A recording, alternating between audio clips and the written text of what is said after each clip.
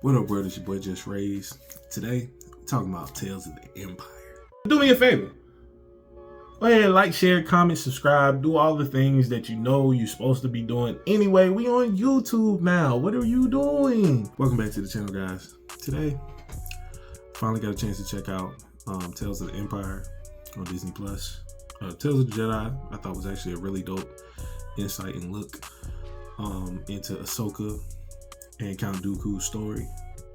Just seeing how Count Dooku kind of made his way to the dark side, and then seeing also how Ahsoka came about in her village, and just seeing the different choices that she made after leaving the Jedi Temple and stuff like that, or the Jedi Order. Man, Tales of the Empire. Crisp storytelling. One thing I will say, Dave Filoni and Jon Favreau, they know what they're doing. I got the Black Panther hoodie. Shout out to Black Panther. Shout out to Marvel. Yeah, fresh off work. I figured I'd go ahead and do this review right after I finish watching it. So 6 episodes. They're like 15 to 17 minutes apiece. First half, so the first 3 episodes give us an inside look at Morgan Elsbeth and her rise to power, and how she came to be. So it starts with her childhood and the slaughtering of the Night Sisters by General Grievous. And it was interesting just seeing the way everything played out just throughout the episode, and just seeing her background and seeing her mother actually come to her aid in trying to protect her. But of course, she ends up falling to General Grievous, and Morgan's kind of left out there by herself to try to survive in the midst of his invasion. And the good thing was she was able to survive, but through the process developed a hatred of the Empire just based on the different things that transpired in that first episode. Episode 2, we actually get to see Morgan try to cooperate with the Empire and give them new ideas on tech for their TIE fighters. And it was interesting because even in her attempting to work with the Empire, they still looked at her as a second-class citizen and were just like, nah, we're not gonna use your ideas, but we are gonna come through and take your resources. Bro, that's cold-blooded. Cold-blooded. They ain't had to do her like that. But they did her like that. And so she ends up, there's an officer that actually ends up hanging back after the meeting and ends up talking to her and just asking, what makes you want to serve the Empire? And she gives like some little basic throwaway answer that she genuinely an answer that she thought he would want to hear, because that's not the real reason, and we come to find out why she actually is joining the Empire and wants to work with the Empire. But she gives him just some, in the words of Helldivers 2, for democracy. So she ends up just going back to the village defeated, and it's actually the same village that Ahsoka and Mando find her in The Mandalorian. And she's now become the leader of not only that little village and that little colony, but also the surrounding trading, the surrounding little systems around them. And so you just kind of see the disdain growing in between her and the village, just because she promised that the Empire would come through and bring them jobs, and of course the Empire is like, nah, we just gonna take our resources. We're not here to give y'all work. It's too expensive, as they said. So now the villagers are upset because they're like, yo, you promised us all this stuff, but you're not delivering. And she's just like, bro, y'all wouldn't be nowhere without me. So she just kind of shoos them away and goes back into the crib. And then later that night, she gets, as she's looking throughout the village, she gets attacked by an assassin. Ends up fending off the assassin pretty well, pretty easy. And then come to find out, the assassin was actually sent from the same guy that she talked to after the meeting with the Empire. And he was just like, hey, relax. Put your weapon down. this was just a test. I just wanted to see how you fared, if you could defend yourself. And he was like, and you passed. And so then he he ends up walking away, and from out of the shadows, you hear Emperor Thrawn. You hear Emperor Thrawn just start having a conversation with Morgan Elsbeth, and this is where he introduces himself, and pretty much how those two ended up meeting. And that was actually a dope just insight, just to see how they came together, because I always wondered when watching Rebels and then watching Ahsoka, like how those two became a thing. So that was just dope to see play out. And then later there's in the third episode, there's a dignitary from another system. Actually, I don't remember where she was from. Anyway, there's somebody coming to do like a treaty or a deal with Morgan Elsbeth, but she has to turn herself in order for it to go through. So the lady shows up at the village. She's like, look, you got to pay for your crimes, and then we can move forward. We can do this peacefully, or we can do it the hard way, but we'd rather do it peacefully. And of course, Morgan being Morgan, she's about to smoke. So she was just like, okay, lock the doors. So she starts locking the doors. The dignitary and her people start to try to get away. They start to try to get away. Of course, all the dignitary's people is shot down immediately as they're running through the city trying to get back to the ship. And then the dignitary finally makes it out towards the ship. Morgan's pretty much walking her down Michael Myers style. She had two snipers on the wall. They threw a bomb on the ship, pretty much blew the ship up right when the dignitary got to it. But the dignitary had a distress signal that she used as the ship blew up to just let somebody know as she was making her way to the ship, hey, I might not make it back, so I might need help. Yeah, so she ends up not making it back because they blew up the ship, and the village people, just more disdain continues to grow from them. And that was pretty much the end of episode 3, as Morgan just pretty much becomes a tyrannical ruler of the little village and the systems that they own, and just ends up continuing to working for Thrawn. I mean, the last 3 episodes are actually interesting because I thought it was going to be just about Morgan the whole time, but come to find out, the story picks up in episode 4 with Barriss Offee. And if you don't know who that is, you've probably never seen Clone Wars. Clone Wars is probably one of the best shows Star Wars has put out. It was the first like animated version of Star Wars shows to drop, and it just really took you through the whole entire Clone Wars from Attack of the Clones to Revenge of the Sith. It takes you through that whole period, and you just get to see the story develop so well. And you get to see Barriss Offee's journey. You see where Barriss actually sees an explosion at the Jedi Temple, and she's locked up at this point because she tried to betray. She tried to set Ahsoka up and try to betray the Jedi Order. So she ended up getting locked up in Clone Wars. So she's still currently in jail when the story picks up. And she sees an explosion at the Jedi Temple, so she calls the guard. She's like, hey, what's happening? What's going on with the Jedi Temple? Was there an attack? And they were just like, hey, the clones were just like, hey, chill out. You lucky you're not a Jedi no more, otherwise it'd be curtains for you, kid. Yeah. They were just being rude.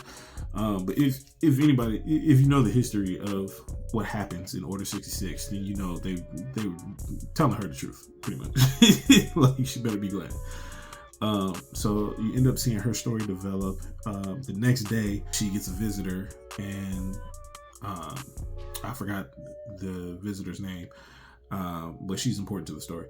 She ends up offering her a deal to get her out of jail and to come with her. And of course, Barriss being in jail, she's like, all right, well, I'll go. The lady confessed that the Jedi Order tried to attack or kill Palpatine, which we all know. Anybody who follows Star Wars knows that Palpatine was the Sith Lord that pretty much influenced the rise of the Empire, behind the scenes back. And so once Mace Windu found that out, he tried to kill him in Revenge of the Sith. Anakin stopped him. It was a whole thing. Go watch episode 3 if you need any more details. Barriss ends up going with her, and through the process of going with her, she finds out that there's some more Padawan survivors, and she actually knows them. And it's 3 of them, and they're just like being brought to this hall where one of the Inquisitors is just like, okay, we brought you here because the Jedi Order is no more, and we want to add you to our Inquisitor team. But of course, there's going to be a process. So they're like, all right, whatever. One of the kids is just like, man, I hear the pitch that he just gave us, but I don't trust it. You know what? Forget all this. I'm out. And Barriss and her other friend were just like, hey, man, don't leave. And she's like, man, ain't nobody worry about y'all. The next day, they get informed that he got killed. It was an accident. He died. Ripped the jewel right out of his skin. He had like a jewel or something right here, and they took that out. Yeah, and he was dead. Then through the process of their training, they took Barriss on one end and took the other guy on another journey, and they were all coming to at the end of their training, they had to fight each other to see who was going to be the new Inquisitor. And the fight, Barriss was just like, yo, we don't have to do this. The other guy was like, hey man, you saw what they did to old buddy. We ain't got no choice. So he goes for the lightsaber and tries to kill her. Barriss ends up unlocking a new ability through her training and ends up force choking Buddy to death. And so she becomes the new Inquisitor. They get to meet Darth Vader. They get sent out on missions. And one mission in particular is where episode 5 picks up. They go to this village where they get a hint or a tip that a Jedi is in this village. They get to the village. Village is like desolate, super poor, run down. Looks like they were barely surviving like battles and wars. It just looks like a very bad setup. And so, of course, the Inquisitor that she's with is just like, where's the Jedi? Tell me. She's in the village just asking people, and one of the village elders just like, there is no Jedi here. Relax. Barriss notices a child, and the child just looks like he knows something that he shouldn't.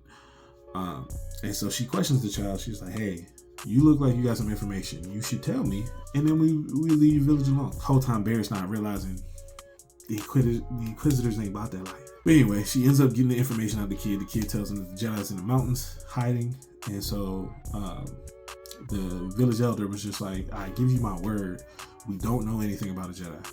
So of course, once Barriss gets that information from the kid, she's like, hey sister, in the mountains, we gotta go.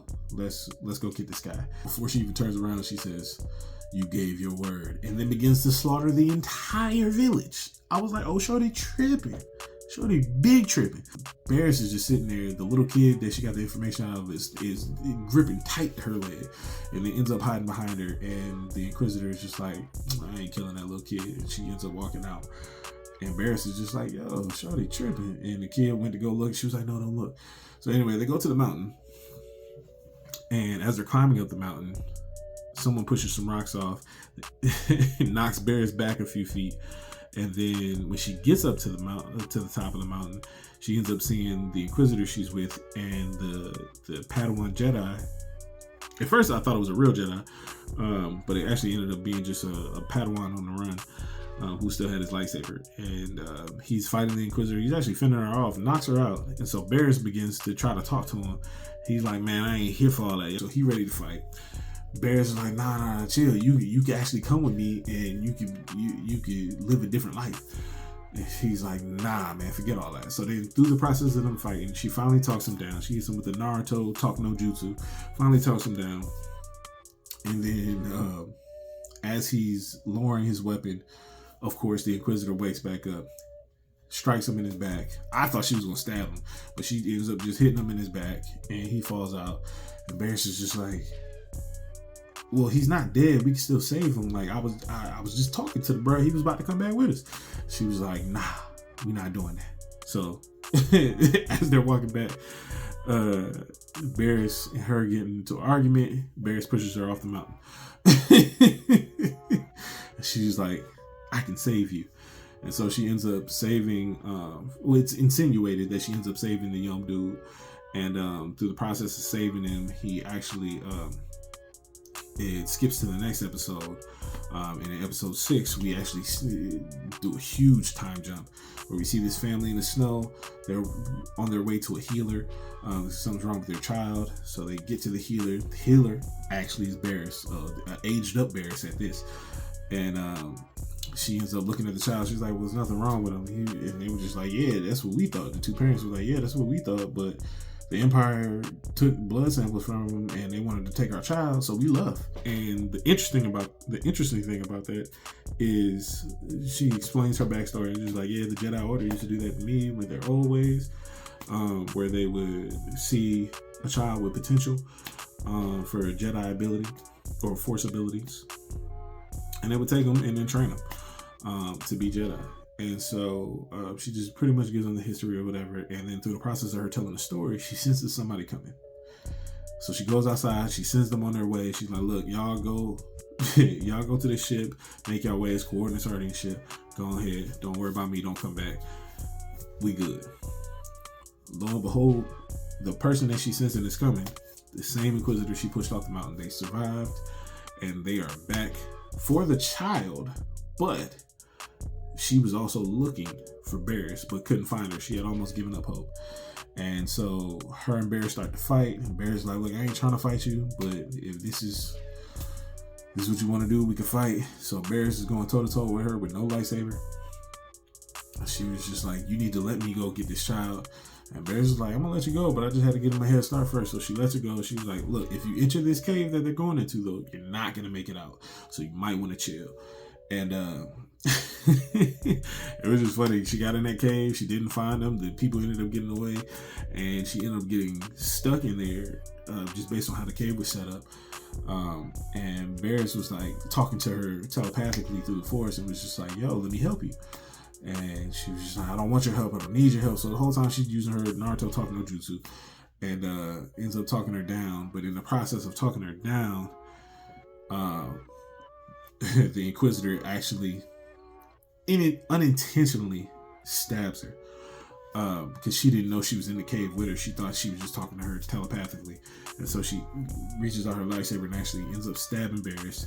And so Barris, of course, about to die, and the Inquisitor the talking no jutsu finally worked, and the Inquisitor was just like, all right, well, I'm gonna at least get you out of here because you've convinced me that there is a way out and that I'm not stuck in being the Empire's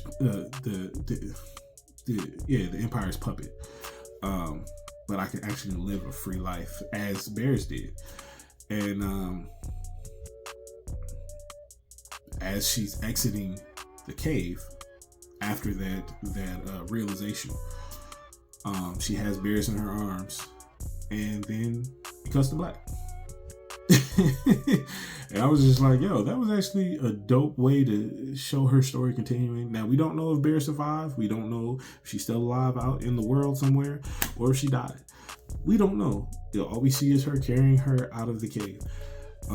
But I just want to say those 6 episodes are actually really, really dope. Like I said, they're 15 to 17 minute episodes on Disney Plus. Dope story, executed very well. Dave Filoni and Jon Favreau. Round of applause to you guys, because y'all know what y'all doing with Star Wars. I'm excited to see anything that has their name attached to it for Star Wars, because they've been doing it. They've been doing their thing when it comes to Star Wars. So yeah, man, I'm just excited to see more of their stories that they're telling, and just more of the creativity. I'm locked in.